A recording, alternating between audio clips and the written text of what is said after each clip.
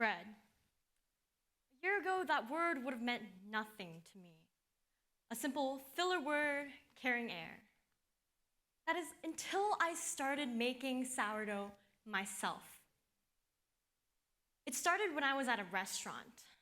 This person across from us orders a burger, and I remember because this glossy brioche bun was seductively sandwiching this thick burger patty in between, sauce dripping down the sides. Okay, I might have been a little hungry, but as I looked on, the person proceeded to take off both the burger buns, toss them aside, and eat the burger like a steak. At the time, I thought it was just a one-time thing, but I began seeing this bread phobia absolutely everywhere. It wasn't long until I realized it's official. We are living in an anti-carb society. I knew I really couldn't escape it when my own mom went on the ketogenic diet. Low carb, high fat, she couldn't eat any bread. It was just meat and oil. And okay, to be fair, like most her diets, it lasted a solid 5 days. But my point is this. I'd always thought that I was in a way untouchable by these diet trends or whatever the media put forward. But just like everybody else, I found myself thinking things like, no, I shouldn't go for the bread basket, or no more pasta today, it's too much carbs. And the thing is, this type of thinking felt so natural, like equating bread as the enemy was as factual as saying apples fall because of gravity. Well, I was wrong.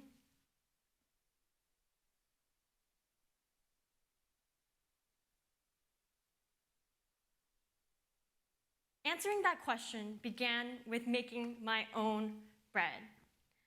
It starts with the sourdough starter, a natural leavener, a live microbiome teeming with millions of yeast and bacteria. They feed on food sources such as flour and water. It is very much alive. It needs to be fed, nurtured, and understood, and for me, it quickly became just like a member of my family. Each loaf of sourdough is also different. It rises differently every time I feed it. It feels different every time I knead the dough through my hands. Bread making became an investment, something more than just words on a recipe page. And every 24 hours, when that golden brown loaf came out of the oven, I was yet again reminded of why I keep doing this. I thought to myself, this is what it feels like to have life in the palm of your hands. As I continued with my bread-making journey, I started to be able to see through my own prejudices. By recognizing each and every ingredient that goes into each loaf of bread, I was able to slow down and rationally discern the value of bread for myself, instead of just simply jumping to the conclusion that bread makes you fat. And here's my evaluation. Bread is no nutritional punch, but it's also not a life-threatening obesity driver. It has been around for more than 14,000 years, and something of that value cannot simply be thrown out the window because of a magazine headline. Without questioning the basis of my prejudices, I was constantly governed by them. I was intrigued. Somehow, my bread-making journey allowed me to make peace with carbs, but how did something as simple as bread become associated with words like fat and unhealthy? So I started digging. Bread has been around for more than 14,000 years. It is a universal staple. Naan in India, flatbread or pita in the Middle East. In the Bible, bread is the staff of life, the currency of economies, the center of civilizations.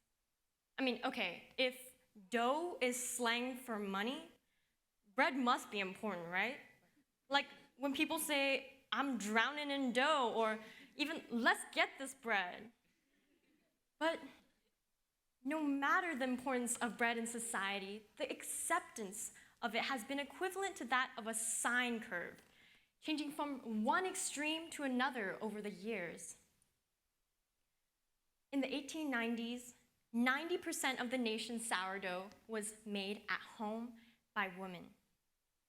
With the Industrial Revolution, industrialized white bread took over the markets and flooded it. Made without being touched by a single human hand, the snow white, pillowy texture of it, the convenience and efficiency of the process matched perfectly with society in an age utterly obsessed with hygiene and purity. Bread making was quickly accepted into households as a universal staple, a healthy staple in their diets. It became synonymous with the all-American middle-class white family of strong, blonde children, a sign of wealth and health. Moving on to the 1920s, people began to fear bread. People became wary when scientists discovered that the agent behind fermentation, a crucial process in bread making, were actually live creatures, yeast and bacteria. Just the words of live creatures and bacteria were enough for people to forego 14,000 years of history in bread making and completely cut it out of their diets. This period was called amylophobia, a fear of bread. The previously crazed white bread was now known as the staff of death and even denounced as a feminine plot to choke the intestines of men with starch paste. Yeah. Moving on to today, anti-carb movements are still extremely popular. Diets like the Atkins diet, the paleo diet, and more recently, the ketogenic diet are still extremely popular. To give you a little perspective, a few months back, I went with a friend of mine, Naya, to a restaurant newly opened called Black Tap Burgers in Marina Bay Sands. A lot of you might know it for their crazy milkshakes and their burgers, but one of the first things that caught my eye on their menu was a section called Craft Burger Salads. Behold, the burger salad. Because now you don't even need to take off the burger buns yourself. They take it off for you. It's quite funny, actually. It seems that we simply have a strange tendency to fear all the things that built our very civilization today. Somehow, we let these snap judgments, whether it's about bread and dieting or whether it's about politics and race, completely pervade our society. And what's more, nobody, including me, questioned it.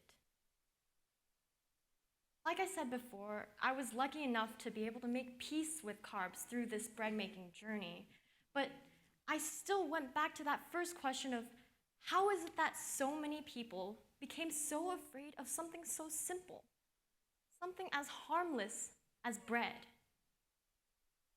Well, as I looked around, it started to register with me of what I was seeing. Every time I looked at a screen, there were weight loss ads and celebrities promoting the latest diet. I realized that living in an image-based world today, there's no escaping it. Everywhere we look, we are flooded with millions of pictures, videos, advertisements, and campaigns. It's impossible to escape.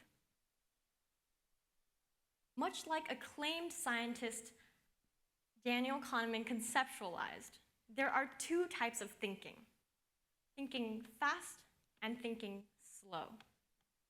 Unlike decades ago where everything was in print, today visual stimuli appeals to our emotions and not to our logic.